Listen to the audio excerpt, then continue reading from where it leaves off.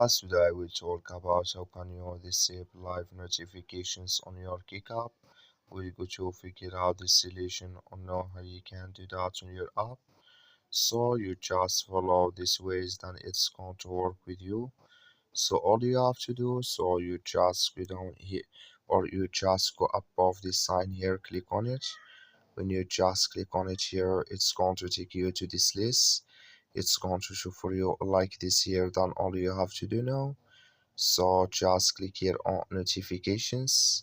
When you just click on it, it's going to take you to this list here. You come here to live here, then this sign, click on it.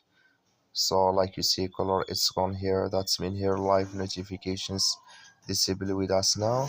That's all you have to do. That's also you just follow these ways, then it's going to work with you. Thank you for watching. Don't forget to support us by liking, subscribe.